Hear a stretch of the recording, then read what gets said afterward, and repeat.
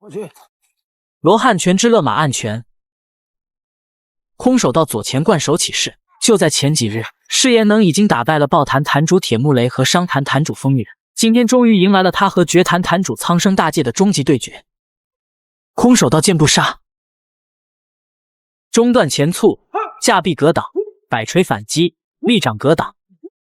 绝流斩之手刀切喉，释延能大惊，对方以指切喉，但释延能却分明能够感受到对方的指锋竟然犹如一把凌冽的狂刀，在他的喉咙前1厘米擦过，差点要了他的性命。传闻苍生大介这12年来苦修密练，几乎把自己的手掌练成了2把刀，可斩筋切肉，世人称之为绝流斩。如今一看，果然名不虚传，苍生大介一开局就直接用绝流斩，目的只有一个，逼释延能出17秒必杀技。罗汉栽锤格挡，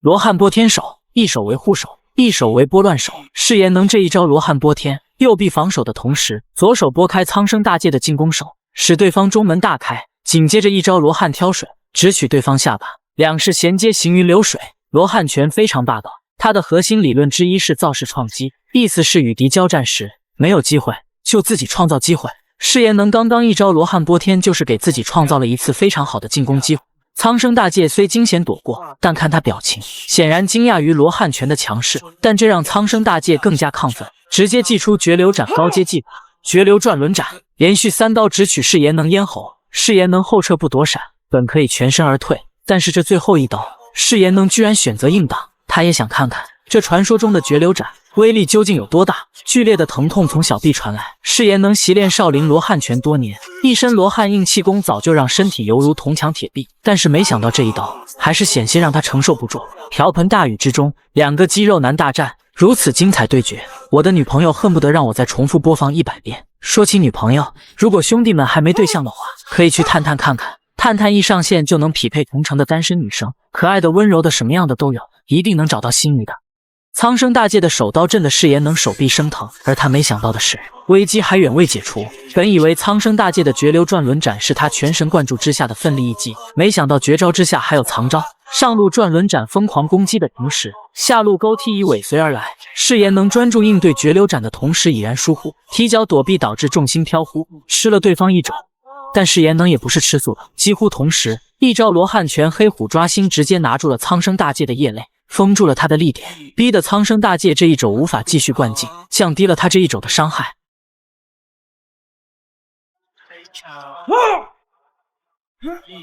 双风贯耳，罗汉探锤，佛汉锤重击中脘穴。苍生大介居然用了少林的佛汉锤，简直难以置信。就在几日前，释延能曾用佛汉锤重击了抱坛坛主铁木雷，如今苍生大介用佛汉锤反击释延能，大有以彼之道，还施彼身的意味。而释延能在受此一击之后，也以一招空手道剑步杀回击了苍生大介，两人居然都用了对方的招式重击了对方。这互相换招的博弈下产生的微妙气氛，着实令人欲罢不能。棋逢对手的味道在这一场瓢盆大雨中弥漫开来。苍山大介杀意汹涌，释延能曾经是他最好的搭档，他一直认为在武学上只有释延能才配做他的对手。这12年来，释延能皈依南少林，传闻他悟出了17秒必杀技，17秒之内可以必杀敌人。此前面对铁木雷和风源这样的高手，释延能始终都没出17秒必杀技，这不得不让苍生大介更加的期待。两人重新开战，从场外打到了屋檐下，右直拳中断打，前簇击胸，右撤步躲闪，边拳追击，左直拳中断打，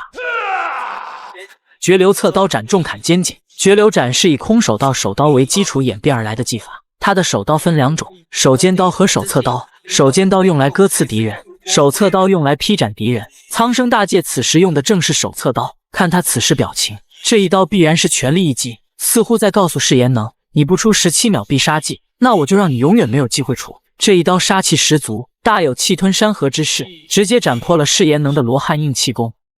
重拳击腹，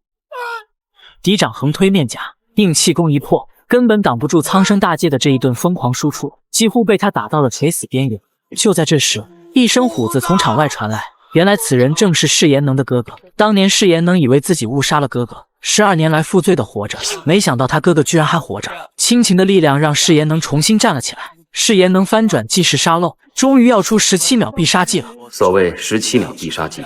是以金刚威怒之势，菩萨柔畅之心，调动全身真气于17秒之内，击中人体要害。没有招，只有一。罗汉崩锤重击右胸，罗汉撞钟再击右胸，罗汉摘盔击拍天灵盖，罗汉崩锤再击右胸。时间过去5秒，苍生大戒岂能束手就擒？一招背负头绝地反击，硬生生截断释炎能的攻势。千钧一发之际，释炎能左手撑掌遏制住了对方的抛摔势态，紧接着一招回抛钉脚重击对方后腰。时间过去10秒，释炎能在一招白猿献果乘胜追击。最后一刻，两人同时出手，苍生大戒绝流侧刀斩，释炎能罗汉拳霸王开弓，两人同时被击中。苍生大戒邪魅一笑，17秒必杀技也不过如此，自己虽然赢不了，但也没输。但就在这时，只见释炎能腹部异动，小腹急剧收缩，全身真气顿时从丹田气海快速灌送于肩，并传输至右部，劲气与杀气犹如火山爆发一般喷涌而出，直接击穿了苍生大戒。17秒计时结束，苍山大戒足。直至此刻，释炎能才明白，原来17秒必杀技的重点不在于招，也不在于意，而是在于杀。面对敌人，一颗必杀的心才是最大的必杀技。纵观这部电影的打斗场面，毫无疑问的看点就是释炎能的功夫。在如今武打演员难出头，武打片越来越少的状态下，我们似乎更加期盼他们这群还能打功夫演员能够给我们带来新的动作盛宴。